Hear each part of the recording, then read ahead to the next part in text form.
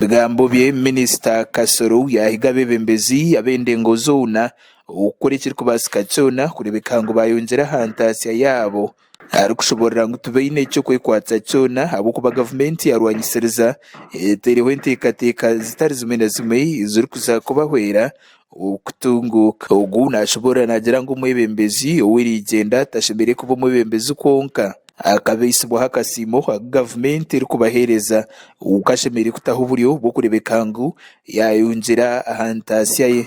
You see, with wealth creation, if you are a leader, you must make sure that in whatever you do, in whatever happens, you are in the lead. Even if it is wealth creation, you must be in the lead. Okay? So if you are a leader, you must look for money. So government has put in place so many interventions that can help you people, you leaders, to create wealth. So knowledge, kulembeze omwavu takolekana ye. President atadewe entekateka nyingi tezisosula mba kulembeze. Tusaba namwe abakulembeze muzikozese mukole sente musobole okuyamba government nga bwoyimirira okwogera ku bwavu mu bantu abantu balabira ddala nga goli mwesuubi. Minisita Kasoro yayongera yashobora ngo n'umurimo gwa buri munyayuganda wena ukongera hantasiya ye abo kuba government eretsera obusinge oburi kwikiriza omuntu wena okugira ekiyayekora. Leo mbere omugaga it is your duty as a Uganda to create wealth.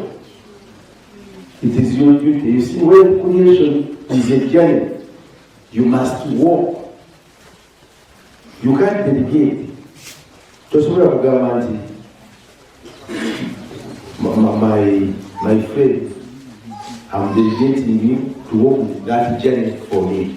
Iyo bikiri aho Major Henry Matko nawe yashobora ngo ikigenderwa cyo mwebembezi no kumanya ibizibe biri umucanga akarundo buryo ubu kubiha muri ngo nugo gumwe guyahamye ku government ya NRM inengenderwa ho nungi ziri kwera abanyayuganda bona ukubasa kugira iki bayikora bakatunguka.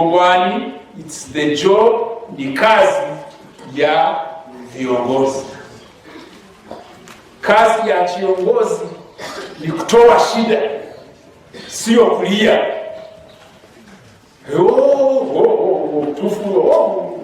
Tumekufa. No, hiyo sio uongozi. The doctor needs biology, needs chemistry, anatomy. That's the doctor. The skill to be a doctor, he must know biology. He must do anatomy. But for the leader, the biggest skill is iyo bikiri aho Andrew Ruchamuzi Batemyeto urya person w'entebe ya gatanu wa district ya Masaka w'ikigombe it's a national unity platform yashobora ngo mushomogu abasize kwega ngo ikizubu cya Uganda to government ukanoboro. So that's why I'm supporting you, because of your programs.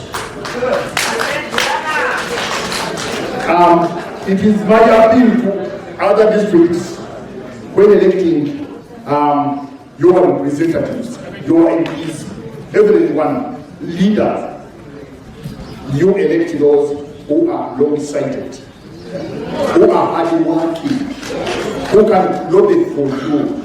Abebembezi okurwa mu districts zitari zimwe na zimwe mu ihanga bari mu kutendekwa itendekero y'ibyobutegeki ya National Leadership Institute mu cyankwanze utere no kugira ngo abandi bari kaweweta nabo batendekwa muri ngo ngogum bishobogo nukuza ku maresa ndibiri kandi gutekateka kwa izuba ya sande 8 ebyo kwezi kwa mwenda.